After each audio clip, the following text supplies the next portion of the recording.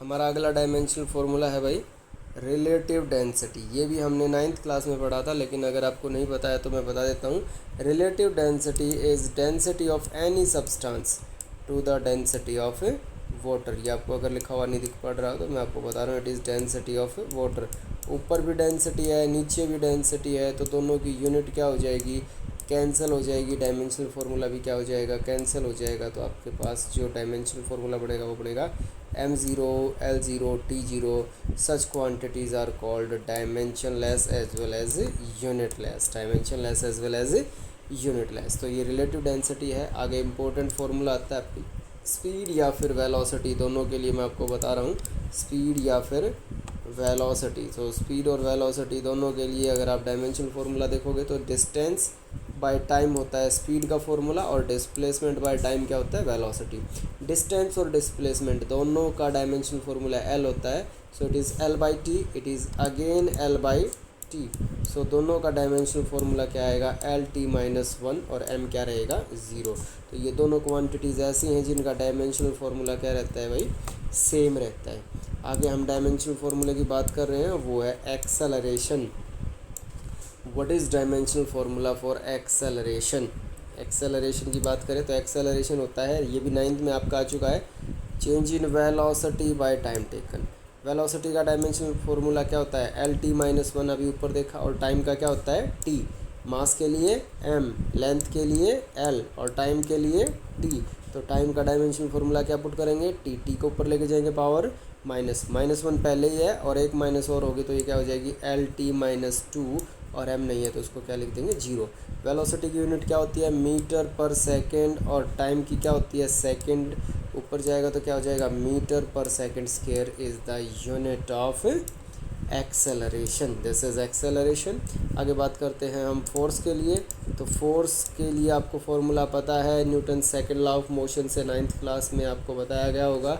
हालांकि ध्यान नहीं होता है तो घबराने की कोई ज़रूरत आपको नहीं है, ये सारे आपके लिए मैं दोबारा ड्राइव करवाऊँगा 11th क्लास में ही। 11th क्लास जो है वो 9th की एक्सटेंशन होती है, 9th में जो यूनिट पड़ी उन सभी को दोबारा आपको बताया जाएगा। So force is equal to mass into acceleration. तो मास की यूनिट किलोग्राम और एक्सेलरेशन की यूनिट मीटर पर सेकंड। तो फोर्स की यूनिट होती है किलोग्राम मीटर पर सेकंड स्क्वायर, या फिर इसकी standard unit in the honour of the scientist it is Newton. Mass के लिए डायमेंशनल फार्मूला m, और एक्सेलरेशन के लिए L T minus two. So बहुत इंपॉर्टेंट डायमेंशनल फार्मूला है फोर्स के लिए, it is M L T minus two, या फिर आप इसको पढ़ सकते हो M one L one T minus two. So dimensional formula for force is M one L one T minus two, या फिर M L T minus two. आगे चलते हैं, कुछ और डायमेंशनल फार्मूले देखते हैं हम। ये देखिए अगला जो dimensional formula that is for work done. अब वर्क डन की हम बात कर रहे हैं तो वर्क डन है फोर्स इनटू डिस्प्लेसमेंट। मैं बार बार बता रहा हूँ कि ये सारी चीज़ें आप थोड़ी थोड़ी बेसिक्स में आप 9th क्लास में पढ़ चुके हो। फोर्स का dimensional formula M L T minus two, and the dimensional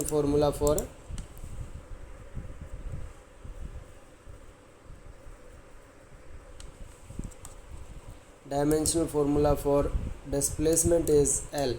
so L into L, L square M T minus two, यूँ का यूँ, तो आप क्या लिखेंगे इसको, M L two T minus two. और वर्क डन की जो यूनिट होती है वो होती है जूल, या फिर आप इसको फोर्स को क्या रखते हो, न्यूटन, और डिस्टेंस को क्या रखते हो, मीटर। तो न्यूटन मीटर भी हो सकती है, ठीक है। So this is the dimensional formula of M L two T minus two. ये माइनस यहाँ पे ध्यान रखना, माइनस ऊपर है तो यहाँ भी माइनस आएगा। एज आपको पता है all kind of energy are a particular kind of work done.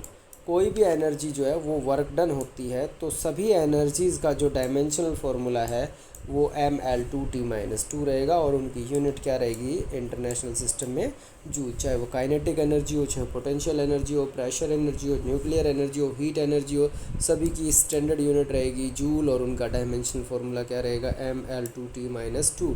आपको याद रखना है 11th और 12th क्लास के लिए कि एनर्जी मीन्स वर्क डन।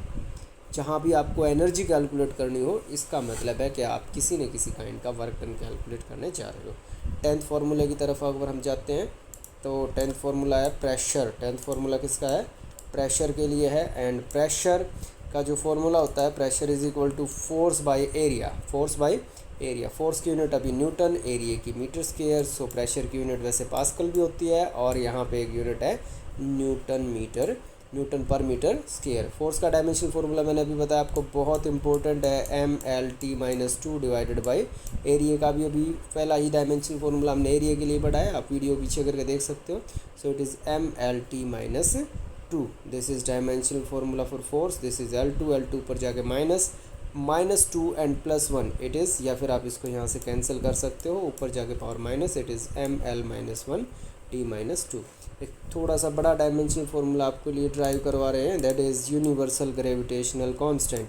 ये देखिए बिल्कुल सिंपल है, घबराने की किसी को कोई ज़रूरत नहीं है। फोर्स जो ग्रेविटेशनल फोर्स है, न्यूटन्स लॉ या यूनिवर्सल लॉ ऑफ ग्रेविटेशन आपने 9th क्लास में फिर से पढ़ा हो तो भी ठीक है, नहीं तो ये आप इक्वेशन अभी याद कीजिएगा। Force is equal to G(m1m2) divided by r square. r is distance, m1 m2 is mass and f is force. तो यहाँ से g की वैल्यू निकालेंगे तो r स्क्वायर को उधर ले जाइए, m1 m2 को इधर ले जाइए। g का डायमेंशनल फार्मूला है, g is universal gravitational constant.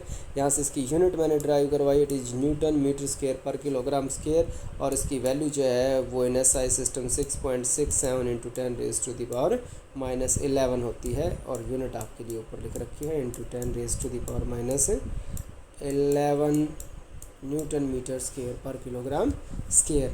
सो यहाँ से फोर्स का डायमेंशन फार्मूला MLT-2, डिस्टेंस का स्क्वायर है तो L स्क्वायर, और मास इंटू मास स्क्वायर है तो इट इज़ M स्क्वायर।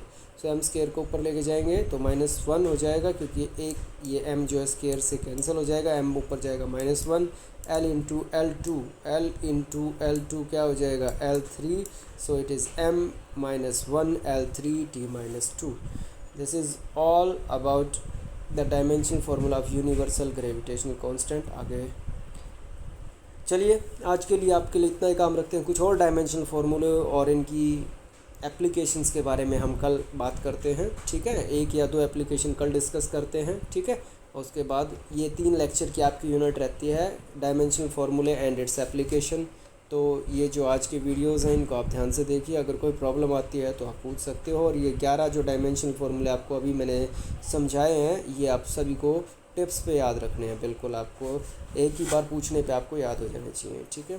तो इनको याद कीजिएगा, लर्न कीजिएगा, और इनको रिटन वर्क में भी आप अपनी फेयर नोटबुक में राइट कर लीजिएगा, और राइट करने के बाद फ़ोटो उतार के आप मेरे पास भेज सकते हैं अपने नाम के साथ, ठीक है। अगर कोई प्रॉब्लम है तो पूछ सकते हैं। Thank you for watching.